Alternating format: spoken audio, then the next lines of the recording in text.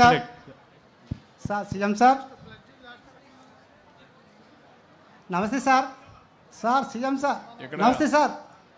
మీరు 1978 మార్చి 15వ తారీఖున ఎమ్మెల్యేగా ప్రమాణ స్వీకారం చేశారు కదా సార్. అప్పటి నుంచి మీ రాజకీయ అనుభవం ఎలా ఉందో ఒకసారి వివరిస్తారు సార్.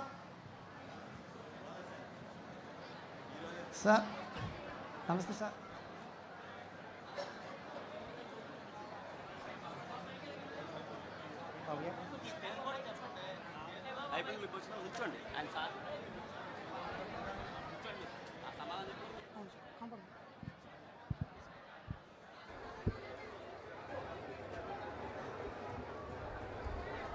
ఏం తమ్ముడు నీ పేరేంటి? భాస్కర్ రావు సార్. అడబాల భాస్కర్ రావు గారు. భాస్కర్ రావు గారు. అవునండి. చాలా సంతోషం భాస్కర్ రావు గారు. అవును సార్. నీకు ఎవరికి రాని ఆలోచన వచ్చింది.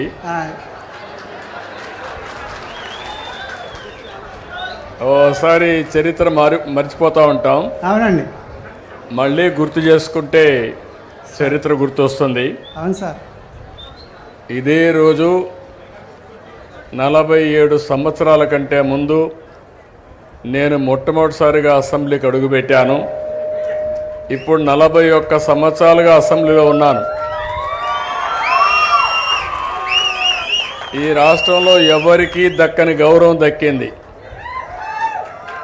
ఒక మాటలో చెప్పాలంటే ఇది అసాధారణమైనటువంటి గౌరవం. ఇన్నిసార్లు గెలవడం, సమైక్య ఆంధ్రప్రదేశ్లో ఎవ్వరూ చేయని విధంగా 9 సంవత్సరాల ముఖ్యమంత్రిగా మన నాయకుడు ఎన్టీ రామారావు గారంటే ఒక చరిత్ర సృష్టించిన యుగ పురుషుడు. అలాంటి యుగ పురుషుడి దగ్గర నేర్చుకున్న తర్వాత 9 సంవత్సరాలు అందరికంటే ఎక్కువ సమయం ముఖ్యమంత్రిగా ఉండే అవకాశం మీరు నాకు ఇచ్చారంటే అదే నేను చూపించిన చొరవ, పట్టుదల. 10 ఏళ్ళు అపోజిషన్ లీడర్గా పనిచేశాను. ఇప్పుడు మళ్ళా రెండోసారి ముఖ్యమంత్రి. 5 ఏళ్ళు ప్రతిపక్షంలో కూడా పనిచేశాను.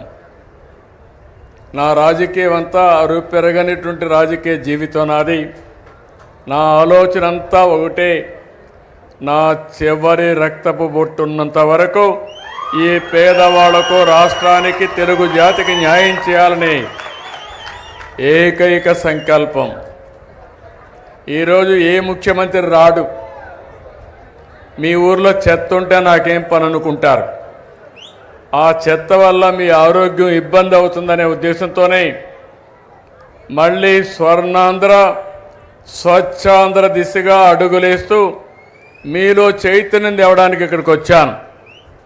అది తమ్ముడు నువ్వు చెప్పింది కరెక్ట్. ఒకటే చూస్తారు మీరు,